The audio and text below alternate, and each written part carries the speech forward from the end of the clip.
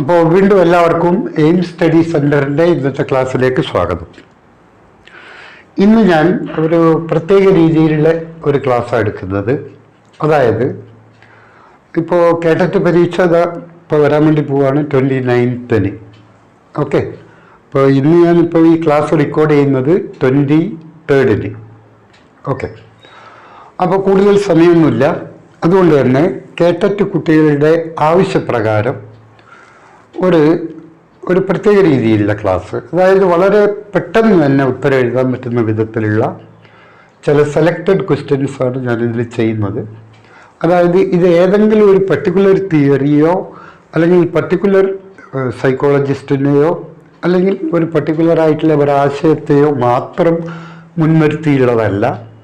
റാപ്പിഡായിട്ട് ചോദിച്ചു പോകാവുന്ന കുറച്ച് ചോദ്യങ്ങളാണ് ഞാനിതിൽ ഉൾപ്പെടുത്തിയിരിക്കുന്നത്. ഓക്കെ, അപ്പോൾ ഞാനത് ചോദ്യം വരുമ്പോൾ നിങ്ങൾക്ക് മനസ്സിലാവും. ഈ സെറ്റിൽ 25 ചോദ്യങ്ങളാണുള്ളത്. ഓക്കെ, അപ്പോൾ നമുക്ക് ഇത് കേട്ടിട്ട് ഉദ്യോഗാർത്ഥികളല്ല, കേട്ടിട്ട് എന്ന് വെച്ചാൽ പരീക്ഷാർത്ഥികളാണ്. കേട്ടിട്ട് പരീക്ഷാർത്ഥികളുടെ ആവശ്യം മുൻനിർത്തിയാണ് ചെയ്തതെങ്കിലും ഇത് LP UPക്കാർക്കും ഈക്വലി അപ്ലിക്കബിളാണ്. അപ്പോൾ രണ്ടുപേരും ഇത് വളരെയധികം ശ്രദ്ധിച്ച് കേൾക്കുക. ഞാൻ ഓരോ ചോദ്യം ഇവിടെ പറയും. ആ ചോദ്യത്തിന് there will be no multiple choice answers but only one answer. Okay, ആ one answer എങ്ങനെയാണെന്നുള്ളത് ഞാൻ സാധാരണഗതിയിൽ അതിൻ്റെ level of questions, difficulty level of questions low difficulty ലെവലാണെങ്കിൽ ഞാൻ അതിൻ്റെ ഉത്തരം പറഞ്ഞ് സ്കിപ്പ് ചെയ്ത് അടുത്ത ചോദ്യത്തിലേക്ക് പോകും. Suppose if certain answers need explanation, then I will give quick explanation for that particular question and that particular answer. Okay, അല്ലാത്തവ ഞാൻ സ്കിപ്പ് ചെയ്ത് പോകും. ഇതൊക്കെയാണ് മുഖവരിയായിട്ട് നിങ്ങളോട് പറയാനുള്ളത്. So let us go to the first question.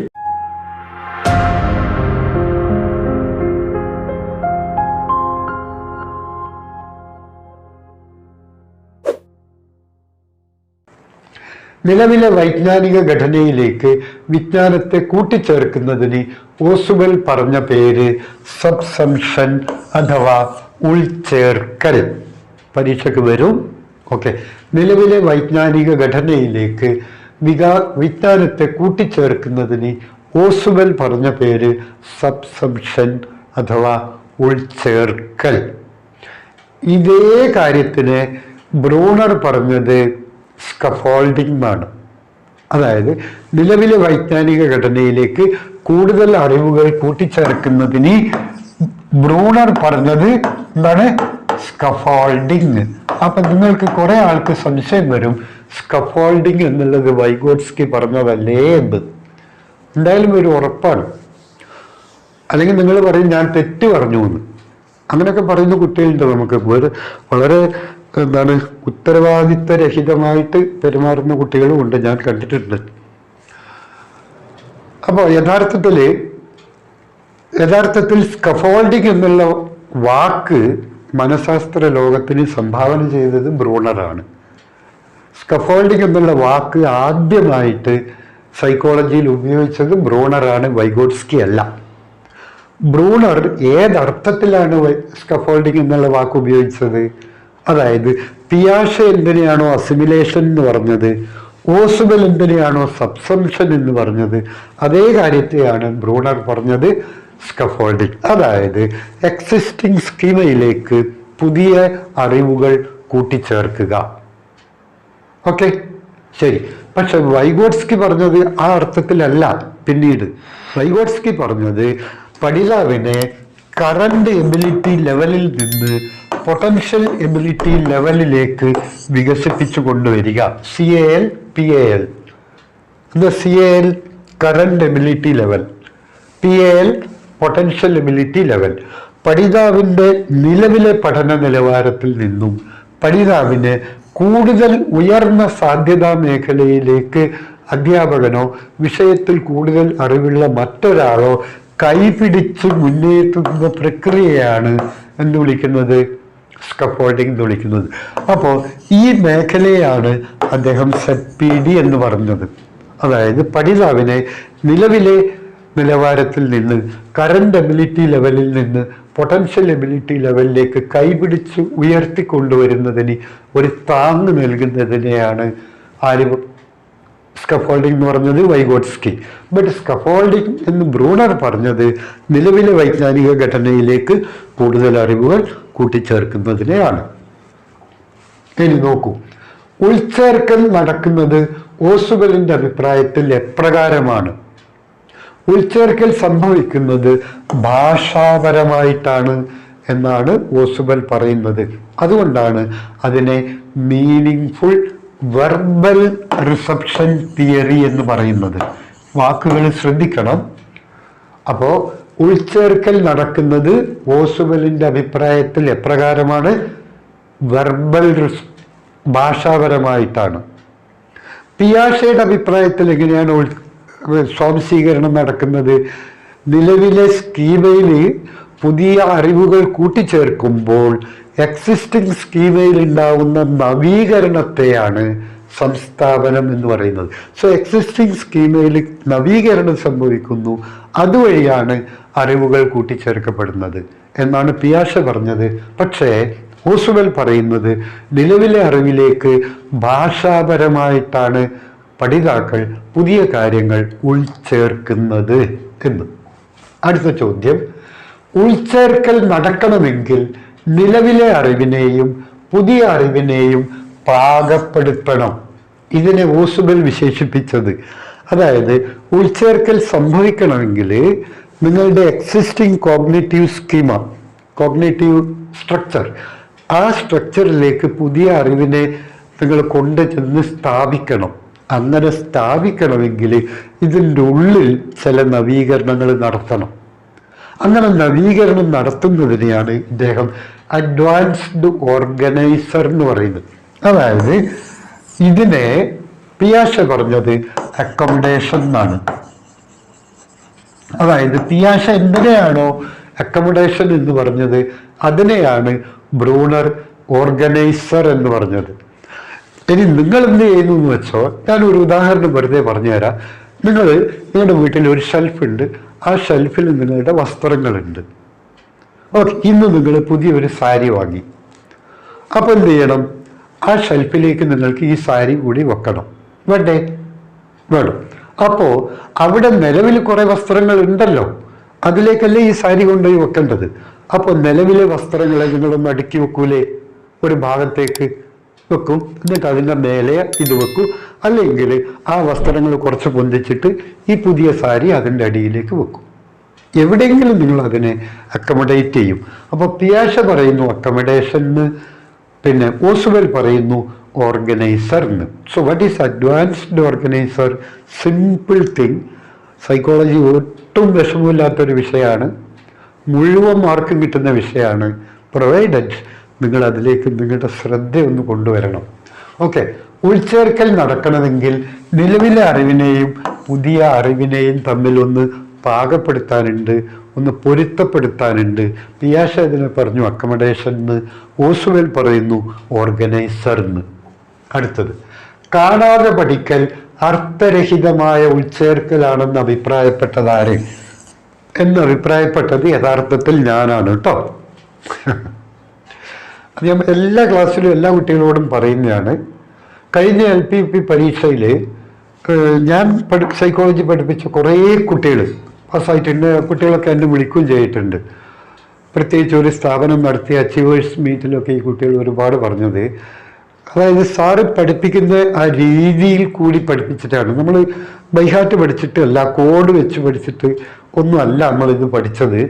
പിന്നെ എങ്ങനെയാ? അതായത് അതിൻ്റെ അർത്ഥം മുഴുവനും മനസ്സിലാക്കി പഠിച്ചുകൊണ്ടാണ്, അല്ലാണ്ട് ഉരുവിട്ട് പഠിച്ചതുകൊണ്ടോ ബൈഹാർട്ട് പഠിച്ചതുകൊണ്ടോ അല്ല. ഇത് ഞാൻ മുമ്പേ എല്ലാവരോടും പറയുന്നുണ്ട്. അപ്പോൾ കാണാതെ പഠിക്കൽ അർത്ഥരഹിതമായ ഉൾച്ചേർക്കലാണെന്ന് അഭിപ്രായപ്പെട്ടതാരാണ്? ആരാണ്? കാര്യം മനസ്സിലായി കാണുമല്ലോ. ആണ്. So it is Ausubel who said that just rote learning is a kind of meaningless subsumption. അപ്പോൾ ഹൃദിസ്ഥമായിട്ടുള്ള പഠനവും ഉരുവിട്ടുള്ള പഠനവും യഥാർത്ഥത്തിൽ എന്ത് പഠനമാണെന്നാണ് പറയുന്നത്? മീനിങ്ലെസ് ഉൾച്ചേർക്കൽ. അതാണ് ഞാൻ ആദ്യം പറഞ്ഞത്. രണ്ട് തരം ഉൾച്ചേർക്കലുണ്ട്. ഒന്ന് മീനിങ് ഫുൾ ഉൾച്ചേർക്കൽ, മറ്റൊന്ന് മീനിങ്ലെസ് ഉൾച്ചേർക്കൽ. Meaningful subsumption, meaningless subsumption. ഇനി എത്ര തരം ഉൾച്ചേർക്കലുണ്ട്? ഇതൊക്കെ ഭയങ്കര വലിയ ക്വസ്റ്റ്യനാണ് കേട്ടോ. ഇതിൻ്റെയൊക്കെ കാര്യങ്ങൾ ഞാൻ ചോദ്യങ്ങളായിട്ട് പറയുമ്പോൾ നിങ്ങൾ അത്ഭുതപ്പെട്ടൊന്ന് വരും. ഇതിപ്പം കേൾക്കൂ. എത്ര തരം ഉൾച്ചേർക്കലുണ്ട്? 3. Derivative, correlative, combination. അതായത് derivative subsumption, correlative subsumption, combination subsumption. Okay, ഇത് നിങ്ങൾ കണ്ടു. ഇനി ഞാൻ നിങ്ങൾക്ക് മനസ്സിലാക്കി തരാം, ആശയങ്ങളുമായി പൊരുത്തപ്പെടുത്തി ഇനി മനസ്സിലാക്കി തരാം. അതായത് ഞാനൊന്ന് പറയാണ്. 3 കുട്ടികളുണ്ട് ഒരു ക്ലാസ്സിൽ. രാധ, ഗീത, സുധ. 10ാം ക്ലാസ്സിൽ. 10ാം ക്ലാസ്സിൽ മലയാളം പഠിപ്പിക്കുകയാണ് ഒരു അധ്യാപിക. 10 ആവണമെന്നില്ല, 8 ആയാലും 6 ആയാലും ഒക്കെ കണക്ക് തന്നെയാണ് കേട്ടോ. 10 ഞാൻ എഴുതിയതേ ഉള്ളൂ. 3 കുട്ടികൾ, രാധ, ഗീത, സുധ എന്ന് നിങ്ങളുടെ മനസ്സിൽ നിൽക്കാൻ വേണ്ടി പറഞ്ഞതാണ്. ABC എന്നും എനിക്ക് എഴുതാം. ഓക്കെ, പക്ഷെ മനസ്സിലാക്കാൻ വേണ്ടി പറഞ്ഞു എന്നേ ഉള്ളൂ. മനസ്സിലാക്കണമെങ്കിൽ ഇങ്ങനെയുള്ള ഉദാഹരണങ്ങളൊക്കെ വേണം. 10ാം ക്ലാസ്സിൽ മലയാളം കവിത പഠിപ്പിച്ചു. ആരെ? ആതിര ടീച്ചർ മലയാളം കവിത പഠിപ്പിച്ചു. എന്നിട്ട് രാധ എന്ത് ചെയ്തു എന്നറിയോ? ആ കവിതയുടെ ആശയം പകർത്തി എഴുതി. ആശയം മനസ്സിലാക്കി പകർത്തി എഴുതി. ആശയം മനസ്സിലാക്കി പകർത്തി എഴുതി. ഗീത ഈ ആശയത്തിന് തൻ്റെതായ വ്യാഖ്യാനം നൽകി. സുധ എന്ത് ചെയ്തു? സുധ ഈ കവിതക്ക് സമാനമായ മറ്റ് കവിതകളിൽ നിന്നുള്ള ആശയങ്ങളും കൂടി ചേർത്ത് നവീനമായ പുതിയ ഒരാശയതലം സൃഷ്ടിച്ചു. ശ്രദ്ധിക്കുക. 10ാം ക്ലാസ്സിലെ ആതിര ടീച്ചർ മലയാളം കവിത പഠിപ്പിച്ചു. 3 കുട്ടികളുണ്ട്, രാധ, ഗീത, സുധ. രാധ എന്താ ചെയ്തത്? ആ കവിതയുടെ, ടീച്ചർ പഠിപ്പിച്ചു കൊടുത്ത കവിതയുടെ ആശയം മനസ്സിലാക്കി പകർത്തി എഴുതി. മനസ്സിലാക്കി എന്നും കൂടെ എഴുതണേ ഇവിടെ കേട്ടോ. മനസ്സിലാക്കി പകർത്തി എഴുതി. ഗീത ആ ആശയം മനസ്സിലാക്കുകയും അതിന് തൻ്റെതായ വ്യാഖ്യാനം നൽകുകയും ചെയ്തു. ഇനി സുധ എന്താ ചെയ്തത്? ഈ കവിത വായിക്കുകയും മനസ്സിലാക്കുകയും എന്നിട്ട് ഇതിന് മുമ്പ് പഠിച്ചത് വായിച്ചതുമായ സമാനമായ കവിതയുമായിട്ട് ഇതിനെ ബന്ധപ്പെടുത്തുകയും എന്നിട്ട് ഈ കവിതക്ക് നൂതനമായ ഒരു ആശയതലം നൽകി ഒരു കുറിപ്പ് എഴുതുകയും ചെയ്തു. ഇങ്ങനെയാണ് ഈ 3 ആൾ ചെയ്തത്. ഓക്കെ, ഇനി ഈ 3 ആളും ഓസുവലിൻ്റെ അഭിപ്രായത്തിൽ ഏത് സ്റ്റേജിലാണെന്ന് ഞാൻ പറയാം. അതായത് രാധയുള്ളത് ഡെറിവേറ്റീവിലാണ്. അതായത് ആ ആശയം ഡിറൈവ് ചെയ്ത് അതേപോലെ മനസ്സിലാക്കി. കവിതയെ മനസ്സിലാക്കി, കവിതയിൽ നിന്ന് ഉരുത്തിരിഞ്ഞു വന്ന ആശയം മാത്രമേ മനസ്സിലാക്കിയിട്ടുള്ളൂ. അതാണ് ഡെറിവേഷൻ. ഡെറിവേറ്റീവ് വാല്യൂ എന്നൊക്കെ കേട്ടിട്ടില്ലേ നമ്മൾ? അപ്പൊ കവിതയിൽ നിന്ന് ഉരുത്തിരിഞ്ഞു വന്ന ആശയം മാത്രമേ രാധ മനസ്സിലാക്കിയിട്ടും പകരം വേറൊന്നും രാധ ചെയ്തിട്ടില്ല. അപ്പൊ രാധ ചെയ്തത് ഡെറിവേറ്റീവ് സബ്സംഷനാണ്. ഇനി കോറിലേറ്റീവ് എന്താണ്? ഗീത ചെയ്തത് ആ കവിതയുടെ ആശയം മനസ്സിലാക്കുകയും അതിന് താൻ ഇതുവരെ പഠിച്ച മറ്റു കവിതയോ കാര്യങ്ങളോ എന്തെങ്കിലും ഉണ്ടാവുമല്ലോ, അതിനത്തെ ആശയവുമായി അതിനെ ബന്ധിപ്പിച്ച് വ്യാഖ്യാനിപ്പിച്ചു.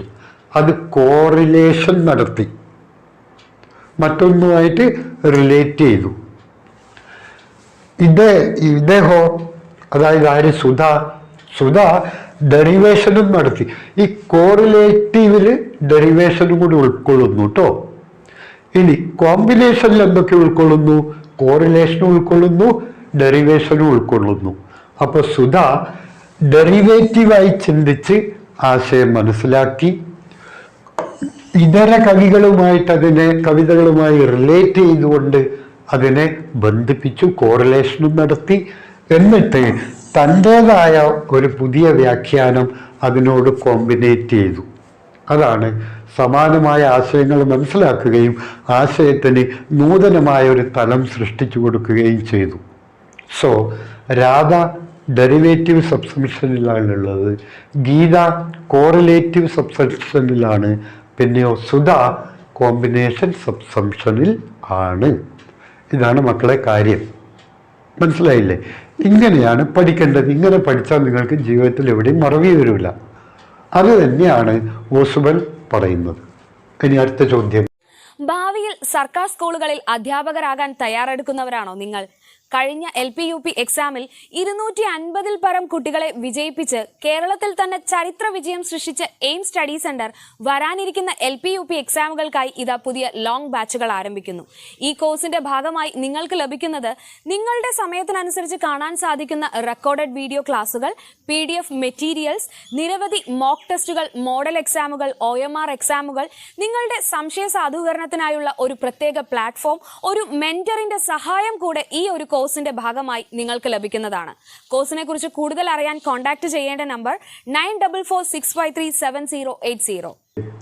സാൻമാർഗിക വികാസത്തെ കുറിച്ച് പഠിച്ച പ്രധാന മനഃശാസ്ത്രജ്ഞനാണ് എല്ലാവർക്കും അറിയാം ലോറൻസ് കോൾബർഗ്. സാൻമാർഗിക വികാസം ഞാൻ നിങ്ങളോട് പറഞ്ഞു, ചില കോഡിൽ കൂടി നിങ്ങൾ പഠിക്കുന്നത് നല്ല കോഡുകളിൽ കൂടി പഠിക്കാം, തെറ്റൊന്നുമില്ല. കാരണം ഈ സ്മൃതി തന്ത്രങ്ങളിൽ ചില ഇതുണ്ട്, നിങ്ങൾക്കറിയാം, ചങ്കിങ് ഒരു നല്ല സ്മൃതി തന്ത്രമാണ്. അതേപോലെ തന്നെ ന്യൂമോണിക്സ്, ഇതൊക്കെ ഓർമ്മ മനസ്സിൽ സൂക്ഷിക്കാൻ, പഠിച്ച കാര്യങ്ങളെ മനസ്സിൽ സൂക്ഷിക്കാൻ വേണ്ടിയിട്ട് ചങ്കിങ്ങും ന്യൂമോണിക്സ് പോലെയുള്ള കാര്യങ്ങളൊക്കെ ചെയ്യാം, നല്ല കാര്യമാണ്. പക്ഷേ അത് നല്ല വൃത്തി ചെയ്യണം. നമ്മൾ ഈ യൂട്യൂബ് വീഡിയോ ഒക്കെ ഉണ്ടല്ലോ, ഇതിൽ കുറേ കാണുന്ന, മൊബൈലിലൊക്കെ കാണുന്ന സകലരും വന്നിട്ട് സൈക്കോളജി ഒക്കെ പഠിപ്പിക്കുകയാണ്. എന്നിട്ട് സകലരും വന്നിട്ട് ഓരോ കോഡ് കൂടി എന്തൊക്കെയോ പഠിപ്പിച്ചു കൊടുക്കുക. ഞാൻ അന്ന് നിങ്ങളോട് പറഞ്ഞു എന്ന് തോന്നുന്നു, ഒരു പ്രശസ്തനായ ഒരു അധ്യാപകൻ എന്ന് പറയപ്പെടുന്ന ഒരാൾ നൽകിയ ഒരു കോഡുണ്ടല്ലോ, അതായത് വെറുതെ വീട്ടിലിരിക്കുമ്പോൾ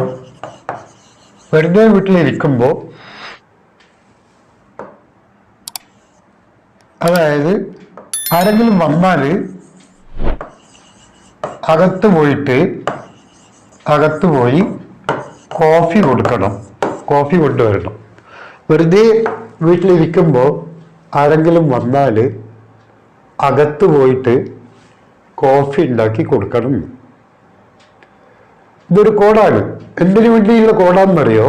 അതായത് ഗസ്റ്റാൾട്ട് മനഃശാസ്ത്രത്തിലെ പ്രധാനപ്പെട്ട 3 ചിന്തകര് വെർദീമർ, കോഫ്ക, കോഹ്ലർ, ഇവരെ ഓർമ്മിപ്പിച്ചു വെക്കാൻ വേണ്ടിയിട്ട് ഒരു മാന്യദേഹം മുന്നോട്ട് വെച്ച കോഡാണിത്. വെറുതെ വീട്ടിലിരിക്കുമ്പോൾ അകത്ത് പോയി ആരെങ്കിലും വന്ന് അകത്ത് പോയി കോഫി ഉണ്ടാക്കി കൊടുക്കണം.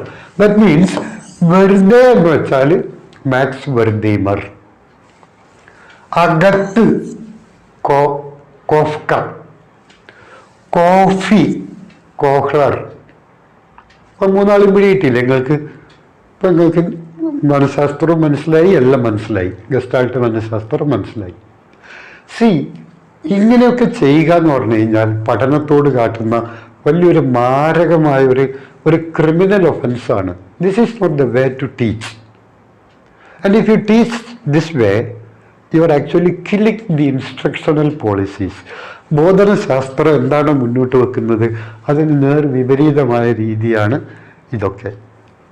ഇങ്ങനെ ഇത് മനസ്സിലാക്കി വെക്കുന്നതിനേക്കാൾ എളുപ്പമല്ലേ വെർദീമർ, കോഹ്ലർ, കോഫ്ക എന്ന് മനസ്സിലാക്കുന്നത്? പിന്നെ അദ്ദേഹം പറഞ്ഞത് തൊണ്ടയ്ക്ക് മുള്ളു കുടുങ്ങിയ SR രാവുണ്ണി. തൊണ്ടയ്ക്ക് മുള്ളു കുടുങ്ങുമല്ലോ മത്തി മീനൊക്കെ കഴിക്കുമ്പോൾ. അപ്പോൾ തൊണ്ടയ്ക്ക് SR രാവുണ്ണി. SR എന്ന് വെച്ചാൽ സ്റ്റിമുലസ് റെസ്പോൺസ്. ആയിക്കോട്ടെ, ഞാൻ അതിനെ കുറിച്ചൊന്നല്ല പറയുന്നത്. ഞാൻ പറഞ്ഞു ഇത്തരം കോഡിങ്ങുകളിലൂടെ പഠിക്കാം, പക്ഷേ നല്ല കോഡിംഗ് ആയിരിക്കണം. നോക്കൂ, സാൻമാർഗിക വികാസത്തെക്കുറിച്ച് പഠിച്ച പ്രധാന മനഃശാസ്ത്രജ്ഞൻ. അപ്പോൾ വേണമെങ്കിൽ നിങ്ങൾക്ക് എത്ര തരം വികാസമുണ്ട് എന്ന് പഠിക്കാം. വളരെ ഈസി ആയിട്ട് പഠിക്കാം. നല്ല കോഡിൽ കൂടി പഠിക്കാം, നല്ല ന്യൂമോണിക്സിൽ കൂടി പഠിക്കാം. ഇപ്പം ഞാനൊരു ഉദാഹരണം പറയാണ്. നിങ്ങൾ ഇപ്പോൾ എഴുതാൻ പോകുന്ന LP-UPക്കാർ ഇപ്പോൾ എഴുതാൻ പോകുന്ന പരീക്ഷയുടെ പേരെന്താ? PSC. പരീക്ഷയിൽ എഴുതാൻ പോകുന്നത് എക്സാമിനേഷൻ. അങ്ങനെ എഴുതിയാൽ നിങ്ങൾക്ക് എന്താ കിട്ടാൻ പോകുന്നത്? മാർക്ക് കിട്ടും. അപ്പം നിങ്ങൾ എവിടെ വരും? ലിസ്റ്റിൽ വരും, റാങ്ക് ലിസ്റ്റിൽ. So if you write PSC examination, you will get mark and you will be in the list. ഇതിനൊരു ഓർഡർ ഉണ്ട്. ഇനി ഞാൻ വിവിധ തരം വികാസത്തെക്കുറിച്ച് പറയാൻ ഈ കോഡ് ഉപയോഗിക്കുന്നു. P ഫിസിക്കൽ, ശാരീരിക വികാസം, ഫിസിക്കൽ ഡെവലപ്മെന്റ്. അതായത് S സോഷ്യൽ ഡെവലപ്മെന്റ്, സാമൂഹ്യ വികാസം. C കോഗ്നിറ്റീവ് ഡെവലപ്മെന്റ്, വൈജ്ഞാനിക വികാസം. E ഇമോഷണൽ ഡെവലപ്മെന്റ്, വൈകാരിക വികാസം. M മോറൽ ഡെവലപ്മെന്റ്, സാൻമാർഗിക വികാസം. L ലാംഗ്വേജ് ഡെവലപ്മെന്റ്, ഭാഷാപരമായ വികാസം. അപ്പൊ നോക്കൂ, വികാസത്തിന്റെ എല്ലാ തലങ്ങളെയും നമ്മൾ ഇവിടെ സ്പർശിച്ചു ഈ കോഡിലൂടെ. ഇത് മനഃശാസ്ത്രവും അതേപോലെ തന്നെ ബോധനശാസ്ത്രവും അംഗീകരിക്കുന്ന ചങ്കിങ് അല്ലെങ്കിൽ ന്യൂമോണിക്സ് തന്ത്രവുമായിട്ട് നല്ല ബന്ധപ്പെട്ടൊരു രീതിയാണ്. P physical development, S social development, C cognitive development, E emotional development, M moral development, L language development. So it's very easy to remember, to keep in mind. Okay, അപ്പോൾ സാൻമാർഗിക വികാസത്തെക്കുറിച്ച് പഠിച്ച പ്രധാനപ്പെട്ട മനഃശാസ്ത്രജ്ഞനാണ് Lawrence Kohlberg. നമുക്കറിയാം. അടുത്ത ചോദ്യം നോക്കുമ്പോൾ പറയാം. കുട്ടികളിൽ ധാർമ്മിക വികാസം നടക്കുന്നത് കോൾബർഗിന്റെ അഭിപ്രായത്തിൽ എത്ര ഘട്ടങ്ങളിലൂടെയാണ്? ഇതേപോലെ ഞാൻ കുട്ടികൾക്ക് ബുദ്ധിയെ കുറിച്ച് എടുക്കുമ്പോൾ ഞാനൊരു കോഡ് പറഞ്ഞു കൊടുത്തു. ഒന്നുകൂടെ ഞാൻ പഴയയിലേക്ക് പോവുകയാണ്. ഞാൻ ഒരു കോഡ് കൊടുത്തു, ബുദ്ധിയെക്കുറിച്ചാണ് പഠിപ്പിക്കുന്നത്. ഞാൻ അവരോട് പറഞ്ഞു, അതായത് ACP, ഞാൻ അവരോട് പറഞ്ഞു just assistant commissioner of police എന്നാണ്. Assistant commissioner of police. അതായത് ഇതിനൊരു യുക്തിഭദ്രതയുണ്ട്, അസിസ്റ്റന്റ് കമ്മീഷണർ ഓഫ് പോലീസ്. ഇനി ഞാൻ റോബർട്ട് സ്റ്റേൺബർഗിനെ കുറിച്ചുള്ള ബുദ്ധി സിദ്ധാന്തം പറയുമ്പോൾ 3 ബുദ്ധികളെ കുറിച്ച് പറഞ്ഞു. Analytical intelligence, creative intelligence, practical intelligence. എളുപ്പം നിങ്ങൾക്ക് ഊഹിച്ചു വെക്കാം. അതായത് ഇതൊരു സ്മൃതി തന്ത്രമാണ്, ഇതിനൊരു മര്യാദയുണ്ട്. അപ്പോൾ നല്ല രീതിയിലുള്ള സ്മൃതി തന്ത്രങ്ങൾ ഉപയോഗിക്കുക, ഇല്ലെങ്കിൽ ഉള്ള സ്മൃതിയും കൂടെ പോവും കേട്ടോ. ഓക്കെ, ഇനി അടുത്ത ചോദ്യം. കുട്ടികളിൽ ധാർമ്മിക വികാസം നടക്കുന്നത് കോൾബർഗിന്റെ അഭിപ്രായത്തിൽ എത്ര ഘട്ടങ്ങളിലൂടെയാണ്? നമുക്കറിയാം 3 ഘട്ടങ്ങളിലൂടെയാണ്. ഒന്ന് കൺവെൻഷണൽ സ്റ്റേജ്, യാഥാസ്ഥിതിക ഘട്ടം. മറ്റൊന്ന് യാഥാസ്ഥിതിക പൂർവഘട്ടം, പ്രീ കൺവെൻഷണൽ സ്റ്റേജ്. മറ്റൊന്ന് യാഥാസ്ഥിക അനന്തരഘട്ടം അഥവാ പോസ്റ്റ് കൺവെൻഷണൽ സ്റ്റേജ്. അപ്പോൾ 3 ഘട്ടങ്ങളിലൂടെയാണ് കുട്ടികളിൽ ധാർമ്മിക വികാസം അഥവാ സാൻമാർഗിക വികാസം നടക്കുന്നത്. ഒന്ന് കൺവെൻഷണൽ ലെവൽ, മറ്റൊന്ന് പ്രീ കൺവെൻഷണൽ ലെവൽ, മറ്റൊന്ന് പോസ്റ്റ് കൺവെൻഷണൽ ലെവലിൽ. ഞാനും നിങ്ങളും ഒക്കെ ഉള്ളത് പോസ്റ്റ് കൺവെൻഷണൽ ലെവലിലാണ്. ഓക്കെ, അടുത്തത്. കോൾബർഗ് ഊന്നൽ നൽകിയത് വ്യവഹാരത്തിൻ്റെ ശരിതെറ്റുകളെ നിർണ്ണയിക്കുന്ന ചിന്തന പ്രക്രിയക്ക്. ഇത് വളരെയധികം ഇമ്പോർട്ടൻസ് ഉള്ള ഒരു ചോദ്യമാണ്. അതായത് കുട്ടികളിൽ എങ്ങനെയാണ് സാൻമാർഗിക വികാസം നടക്കുന്നത് എന്ന് കോൾബർഗ് പഠിക്കാൻ ശ്രമിച്ചപ്പോൾ കോൾബർഗ് ആദ്യം ശ്രദ്ധിച്ചത് കുട്ടികളുടെ വ്യവഹാരത്തിൻ്റെ ശരിതെറ്റുകൾ എങ്ങനെയാണ് കുട്ടികൾ നിർണ്ണയിക്കുന്നത്, ഏത് വ്യവഹാരമാണ് ശരി, ഏത് വ്യവഹാരമാണ് തെറ്റ് എന്ന് കുട്ടികൾ എങ്ങനെയാണ് മനസ്സിലാക്കുന്നത്. what is the thought process that the children are using when they discriminate what is true and what is false, what is right and what is wrong? കുട്ടികളുടെ അഭിപ്രായത്തിൽ ഏതാണ് ശരി ഏതാണ് തെറ്റ് എന്ന് അവർ പറയുമ്പോൾ അവരുടെ ചിന്താ പ്രക്രിയ എങ്ങനെയാണ് പോയത്? ഓക്കെ, എന്താണ് ശരി എന്താണ് തെറ്റ് എന്ന് കുട്ടികളോട് ചോദിച്ചാൽ ഇതാണ് ശരി ഇതാണ് തെറ്റ് എന്ന് അവർ പറയുന്നുണ്ടെങ്കിൽ അങ്ങനെ പറയുന്ന സമയത്ത് അവരുടെ തോട്ട് പ്രോസസ്സ് എങ്ങനെയാണ് വർക്ക് ചെയ്തത് എന്നാണ് കോൾബർഗ് പഠിച്ചത്. അപ്പോൾ കോൾബർഗ് ഊന്നൽ നൽകിയത് എന്തിനാണ്? വ്യവഹാരത്തിൻ്റെ ശരി തെറ്റുകളെ നിർണ്ണയിക്കുന്ന ചിന്തന പ്രക്രിയക്ക്. ദാറ്റ് മീൻസ് അതായത് what is right and what is wrong എന്ന് കുട്ടികൾ ഡിസ്ക്രിമിനേറ്റ് ചെയ്യുമ്പോൾ what was the thought process worked in the child while discriminating what is right and what is wrong. അടുത്തത്, കുട്ടികളിൽ ഒരു വ്യവഹാരത്തിൻ്റെ ശരി തെറ്റുകൾ വിലയിരുത്തുന്നത് കോൾബർഗിൻ്റെ അടിസ്ഥാനത്തിൽ അതിൻ്റെ അനന്തരഫലം അനുസരിച്ചാണ്, അല്ലാതെ അതിൻ്റെ ഉദ്ദേശമനുസരിച്ചല്ല. ഞാൻ സ്വോദ്ദേശപരമായി നല്ല ഉദ്ദേശത്തോടു കൂടി ഞാൻ ഒരു കാര്യം ചെയ്തപ്പോൾ അതൊരു തെറ്റായി മാറി. എന്നാൽ മറ്റൊരാൾ മോശ ഉദ്ദേശത്തോടു കൂടി ഒരു കാര്യം ചെയ്തപ്പോൾ ഞാൻ ചെയ്ത തെറ്റിനേക്കാൾ ചെറിയ തെറ്റായി അത്. അപ്പം തെറ്റിൻ്റെ വലിപ്പ ചെറുപ്പം വെച്ചാണ് കുട്ടികൾ ശരി തെറ്റുകൾ നിർണ്ണയിക്കുന്നത്. എത്ര വലിയ തെറ്റ് ചെയ്തു എന്നുള്ളതിൻ്റെ അടിസ്ഥാനത്തിലാണ്. പക്ഷേ ഏത് ഉദ്ദേശം വെച്ചാണ് ചെയ്തത്, നല്ല ഉദ്ദേശം വെച്ചാണോ മോശം ഉദ്ദേശം വെച്ചാണോ?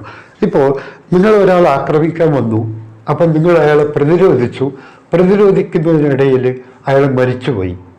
കോടതി നിങ്ങൾ എങ്ങനെയാണ് കാണുക? അതായത് നിങ്ങൾ ചെയ്തത് സതുദ്ദേശം വെച്ചാണ്, സ്വയരക്ഷയ്ക്ക് വേണ്ടി ചെയ്തതാണ്. മരിച്ചു എന്നുള്ളത് ശരിയാണ്, നിങ്ങൾ അയാളെ കൊന്നതല്ല. മറിച്ച് നിങ്ങൾ അയാളെ ആക്രമിക്കാൻ വേണ്ടി വരുമ്പോൾ നിങ്ങൾ സ്വയം രക്ഷയ്ക്ക് വേണ്ടി ചെയ്തതാണ്. അപ്പോൾ കോർട്ട് അവിടെ കണക്കിലെടുക്കുന്നത്, കോടതി കണക്കിലെടുക്കുന്നത് അതിൻ്റെ ഉദ്ദേശത്തെയാണ്, അല്ലാതെ അതിൻ്റെ അനന്തരഫലത്തെക്കുറിച്ചല്ല. അപ്പോൾ മുതിർന്നവർ എപ്പോഴും ശരി തെറ്റുകളെ കാണുന്നത് അതിൻ്റെ അനന്തരഫലമനുസരിച്ചാണ്, അല്ല മറിച്ച് അതിൻ്റെ ഉദ്ദേശമനുസരിച്ചാണ്. കുട്ടികൾക്ക് അത്രയും ചിന്തിക്കാൻ അറിയില്ല. കുട്ടികൾ എന്ത് ചെയ്തിട്ടാണ് കുട്ടികൾ അതിൻ്റെ റിസൾട്ട് അനുസരിച്ചാണ് ശരി തെറ്റുകളെ നിർണ്ണയിക്കുന്നത്. അനുസരണത്തിൻ്റെയും ദണ്ഡനത്തിൻ്റെയും നവീകരണ ഘട്ടം എന്ന് പറയുന്നത് വ്യവസ്ഥാപിത പൂർവഘട്ടം, പ്രീ കൺവെൻഷണൽ സ്റ്റേജിലെ കുട്ടികളിലെയാണ് നമ്മൾ അനുസരണത്തിൻ്റെയും ദണ്ഡനത്തിൻ്റെയും ഘട്ടം എന്ന് പറയുന്നത്. അതായത് കുട്ടികൾ അനുസരണ കാട്ടുന്നുണ്ടെങ്കിൽ അത് അനുസരണ എന്ന നല്ല ഗുണത്തെ അല്ല കാണിക്കുന്നത്, മറിച്ച് മിണ്ടാതിരുന്നാൽ മിഠായി തരാം എന്ന് പറഞ്ഞാൽ മിണ്ടാതിരിക്കും, അനുസരിക്കും. എന്തിന്? അനുസരിക്കാൻ വേണ്ടിയല്ല, മിഠായി കിട്ടാൻ വേണ്ടിയിട്ടാണ്. മനസ്സിലായില്ലേ? അപ്പോൾ കുട്ടികളിൽ അനുസരണ എന്ന് പറയുന്ന ശീലം വരുന്നത് എങ്ങനെയാണ്? ഇവിടെ മിഠായി കിട്ടും എന്നുള്ള ഒരു പ്രതീക്ഷയുടെ അടിസ്ഥാനത്തിലാണ്. മുഴുവൻ ഭക്ഷണം കഴിച്ചാൽ കളിക്കാൻ വിടാം എന്ന് പറഞ്ഞാൽ ചെറിയ 2 വയസ്സുള്ള കുട്ടി മുഴുവൻ ഭക്ഷണം കഴിക്കും. നിങ്ങളുടെ കുട്ടിയെ ഒന്ന് ഓർത്ത് വെച്ചോളൂ മനസ്സിലേക്ക്. നിങ്ങൾ പറയുന്നതാണ് കുട്ടിയോട്, ഭക്ഷണം കഴിച്ചാൽ കളിക്കാൻ വിടുക, അല്ലെങ്കിൽ വിടില്ല എന്ന് വെച്ചാൽ കുട്ടി ഭക്ഷണം കഴിക്കും. അതാണ് അനുസരണത്തിൻ്റെ കാലം എന്ന് പറയുന്നത്, വ്യവസ്ഥാപിത പൂർവഘട്ടം. അടുത്തത് വ്യവസ്ഥാപിത പൂർവഘട്ടത്തിൽ കുട്ടി മുതിർന്നവരെ അനുസരിക്കുന്നു. എന്തുകൊണ്ട്? ശിക്ഷ ഭയന്നിട്ടാണ്, അല്ലേ? അതായത് എന്നെ അടിക്കും അല്ലെങ്കിൽ ഇത് ശിക്ഷിക്കും എന്നൊക്കെയുള്ള ഭയം കൊണ്ടാണ് കുട്ടി അനുസരിക്കുന്നത്. ഞാൻ സദാചാര മൂല്യങ്ങളെ അനുസരിക്കുന്നത് പേടി കൊണ്ടല്ല. പിന്നെയോ സദാചാര മൂല്യങ്ങൾ അനുസരിക്കേണ്ടത് എൻ്റെ ബാധ്യതയാണ് എന്നുള്ളത് കൊണ്ടാണ്. ഞാൻ വ്യവസ്ഥാപിതാനന്തര ഘട്ടത്തിലാണ്, നിങ്ങളും വ്യവസ്ഥാപിതാനന്തര ഘട്ടത്തിലാണ്. സദാചാര മൂല്യങ്ങളെയും സാമൂഹ്യ മൂല്യങ്ങളെയും നമ്മൾ അനുസരിക്കുന്നത് എന്തുകൊണ്ടാണ്? അത് പാലിക്കപ്പെടേണ്ടത് ആവശ്യമാണ് എന്നുള്ളത് കൊണ്ടാണ്. അല്ലാതെ മറ്റ് ആരെങ്കിലും ശിക്ഷ ഭയന്നിട്ടല്ല. ഹെൽമറ്റ് നമ്മൾ വെക്കുന്നത് നമ്മുടെ തല പ്രൊട്ടക്റ്റ് ചെയ്യാൻ വേണ്ടിയിട്ടാണ്, പോലീസിനെ ഭയന്നിട്ടല്ല. അങ്ങനെ ചെയ്യുന്നവരുണ്ടാവും. അവർ പക്ഷേ പോസ്റ്റ് കൺവെൻഷണൽ സ്റ്റേജിലല്ല എന്നാണ് കോൾബർഗിൻ്റെ കാര്യം വെച്ച് നോക്കിയാൽ നമുക്ക് വിലയിരുത്താൻ പറ്റുക. അടുത്തത് സ്വാർത്ഥതയുടെ സ്ഥാനീകരണ ഘട്ടമാണ് യാഥാസ്ഥിതിക പൂർവ്വഘട്ടത്തിൻ്റെ രണ്ടാം തലം. അതായത് ഇദ്ദേഹം 3 സ്റ്റേജിനെ കുറിച്ച് പറയുന്നുണ്ട്. ഈ 3 സ്റ്റേജിലും 2 വീതം തലങ്ങളുണ്ട്. അങ്ങനെ 6 തലങ്ങളുണ്ട് കോൾബർഗിൻ്റെ ഇതിൽ. അപ്പോൾ യാഥാസ്ഥിതിക പൂർവ്വഘട്ടത്തിൻ്റെ രണ്ടാം തലത്തിലാണ് സ്വാർത്ഥതയുടെ സ്ഥാനീകരണ ഘട്ടം. കുട്ടികൾക്ക് എന്തെങ്കിലും കിട്ടിക്കഴിഞ്ഞാൽ അത് അവരുടേത് മാത്രമാണ്, ഇതെൻ്റെതാണ്, ഇത് ഞാൻ തരൂല എന്നൊക്കെ കുട്ടികൾ പറയുന്നത് യാഥാസ്ഥിതിക പൂർവ്വഘട്ടത്തിൻ്റെ സെക്കൻഡ് സ്റ്റേജിലാണ്. അടുത്തത് കുട്ടികളിൽ സാമൂഹ്യ മാതൃക രൂപീകൃതമാവുന്ന ഘട്ടം കൺവെൻഷണൽ സ്റ്റേജിലാണ്. മനസ്സിലായില്ലേ? അതായത് സ്കൂളിലേക്കൊക്കെ പോകുമ്പോൾ കുട്ടികൾക്കറിയാം സമൂഹത്തിൽ ചില മര്യാദകളൊക്കെ ഉണ്ട്, അത് പാലിക്കണം. ഓക്കെ, ഇപ്പം നമ്മൾ കള്ളനും പോലീസും കളിക്കുകയാണ്, ഹൈഡ് ആൻഡ് സീക്ക് കളി കളിക്കുകയാണ്.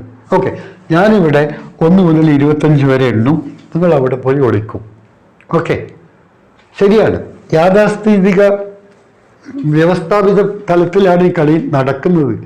ഓക്കെ, പക്ഷേ അവിടെ ഒരു നിയമമുണ്ട് ആ കളിക്ക്. ആ നിയമം പാലിക്കാൻ നമുക്ക് ബാധ്യസ്ഥരാണ്. അല്ലാണ്ട് ഒളിക്കണ്ണിൽ കൂടി അവൻ എവിടെ ഒളിക്കുന്നത് നമ്മൾ നോക്കില്ല. കുട്ടികളാണെങ്കിൽ നോക്കും. അപ്പോൾ അത്. ഇനി അടുത്ത ചോദ്യം, സാമൂഹ്യ നിയമങ്ങളോട് കുട്ടി ആയോജനം പുലർത്തുന്ന ഘട്ടം വ്യവസ്ഥാപിത തലം. സ്കൂളിൽ പോയാൽ സ്കൂളിലെ നിയമങ്ങളോട്, ബസ്സിൽ കയറിയാൽ ബസ്സിലെ നിയമങ്ങളോട്, അതിനോടൊക്കെ കുട്ടി ആയോജനം, അതുമായി കുട്ടി ഒത്തുചേർന്ന് പോകുന്നത് വ്യവസ്ഥാപിത തലത്തിലാണ്. വ്യവസ്ഥാപിത തലത്തിന് മുമ്പുള്ള കുട്ടിക്ക്, അതായത് പൂർവ്വ വ്യവസ്ഥാപിത തലം അഥവാ പ്രീ കൺവെൻഷണൽ സ്റ്റേജിലുള്ള ഒരു കുട്ടിക്ക് ഒരു ബസ്സിൽ കയറിയാൽ ആ ബസ്സിലെ നിയമം എങ്ങനെയാണെന്ന് പാലിക്കാൻ അറിയില്ല. ഒരു നഴ്സറി സ്കൂളിൽ ഒരു 2 വയസ്സിലൊക്കെ കുട്ടീനെ ചേർത്ത് കഴിഞ്ഞാൽ ആ സ്കൂളിലെ നിയമം എന്താണെന്ന് കുട്ടിക്ക് അറിയില്ല. അപ്പോൾ സാമൂഹ്യ നിയമങ്ങളോട് കുട്ടി ഒത്തുചേർന്ന് പോകുന്നത് ഏത് ഘട്ടത്തിലാണ്? കോൾബർഗിൻ്റെ അടിസ്ഥാനത്തിൽ വ്യവസ്ഥാപിത തലത്തിൽ. ഓക്കെ, അടുത്ത ചോദ്യം, കുട്ടികളിൽ സാർവലൗകികമായ സാൻമാർഗിക ആയോജനം യൂണിവേഴ്സൽ മൊറാലിറ്റി പ്രകടമാവുന്ന ഘട്ടം വ്യവസ്ഥാപിതാനന്തര തലം. കുട്ടികൾ എന്ന് വെച്ചാൽ നമ്മളൊക്കെ. അതായത് പോസ്റ്റ് കൺവെൻഷണൽ സ്റ്റേജിലാണ് നമുക്ക് യൂണിവേഴ്സൽ മൊറാലിറ്റി എന്നുള്ള ഒരു ബോധം നമ്മളിൽ ഉണ്ടാകുന്നത്. സാർവലൗകികമായ ഒരു ധാർമ്മികത, ലോകത്ത് എല്ലാവരും പുലർത്തി പോരേണ്ടി വരുന്ന ഒരു ധാർമ്മികത. അതുകൊണ്ടാണ് ഇസ്രായേൽ ഹമാസിനെ ആക്രമിച്ചപ്പോഴോ അല്ലെങ്കിൽ ഹമാസ് ആദ്യം ഇസ്രായേലിനെ ആക്രമിച്ചപ്പോഴോ നമുക്ക് അവിടെ മരിച്ചു വീഴുന്ന പാവങ്ങളോട് സഹാനുഭൂതി നമുക്ക് തോന്നുന്നത് നമുക്കൊരു യൂണിവേഴ്സൽ മൊറാലിറ്റി ഉള്ളതുകൊണ്ടാണ്. ഇത് കുട്ടികൾക്ക് ഇല്ല. അടുത്തത്, so finally this is the last question. മാനസികാപഗ്രഥനത്തിൻ്റെ വക്താവ്, സൈക്കോ അനലിറ്റിക് തിയറിയുടെ വക്താവ് സിഗ്മണ്ട് ഫ്രോയിഡ്. എല്ലാവർക്കും അറിയുന്നതാണ്. ഫ്രോയിഡിൻ്റെ 3 സിദ്ധാന്തങ്ങളുണ്ട്. ഒന്ന് വ്യക്തിത്വ ഘടനാ സിദ്ധാന്തം, മറ്റൊന്ന് വ്യക്തിത്വ ചലനാത്മകതാ സിദ്ധാന്തം, പിന്നെ മനോലൈംഗിക സിദ്ധാന്തം. സോ വ്യക്തിത്വ ഘടനാ സിദ്ധാന്തം, വ്യക്തിത്വ ചലനാത്മകതാ സിദ്ധാന്തം, മനോലൈംഗിക സിദ്ധാന്തം. ഇംഗ്ലീഷിൽ പറഞ്ഞാൽ തിയറി ഓഫ് പേഴ്സണാലിറ്റി സ്ട്രക്ചർ, പിന്നെ theory of personality dynamics, 3 psychosexual development theory. ഈ 3 തിയറി ഫ്രോയിഡിൻ്റെതാണ്. ഫ്രോയിഡ് സ്വപ്നാപഗ്രഥനം എന്നുള്ളത് ഒരു മാർഗമായി സ്വീകരിച്ചതാണ്. ഫ്രോയിഡിൻ്റെ ഏറ്റവും പ്രധാനപ്പെട്ട രചനയാണ് ഇൻ്റർപ്രിട്ടേഷൻ ഓഫ് ഡ്രീംസ് അഥവാ സ്വപ്നങ്ങളുടെ വ്യാഖ്യാനം. അപ്പോൾ ഞാനിതിൽ ഒരു 25 ചോദ്യം മാത്രമേ തൽക്കാലം ഉൾപ്പെടുത്തിയിട്ടുള്ളൂ. ഇനിയും 25 വീതമുള്ള ഇൻസ്റ്റാൾമെൻറ്റ് ആയിട്ട് ഞാനിവിടെ റെക്കോർഡ് ചെയ്ത് വെക്കും. നിങ്ങൾ തുടർച്ചയായിട്ട് നിങ്ങൾക്ക് കിട്ടിക്കൊണ്ടേയിരിക്കും. അതായത് കാറ്ററ്റ് പരീക്ഷ തുടങ്ങുന്നവരെ 29 വരെ 28 വരെ ഇന്ന് 23 23, 24, 25, 26, 27, 28 ഒക്കെ നിങ്ങൾക്ക് കിട്ടിക്കൊണ്ടേയിരിക്കും. ഓക്കെ, ഇത് ഞാനിപ്പോൾ തൽക്കാലം ഇവിടെ റെക്കോർഡ് ചെയ്ത് വെക്കുന്നതാണ്, not live. Okay, so you will be getting further ഒരു 300 question before you step into the CAT examination hall. Okay, so I hope that you have all enjoyed this small video. Not small, in fact it is a big video. Okay, അപ്പോൾ എല്ലാവർക്കും ഇഷ്ടപ്പെട്ടു എന്ന് വിചാരിക്കുന്നു. Comment ചെയ്യുക, നിങ്ങളുടെ comments ആയിരിക്കും പിന്നീട് ഞങ്ങളെ മുന്നോട്ട് നയിക്കുക, ഞങ്ങളുടെ ഒരു പ്രബലനായിട്ട് മാറുക. So I M stopping this class here. പിന്നെ കാണാം. Until then, goodbye, and this is Dr. V. Balakrishnan signing off today. Thank you.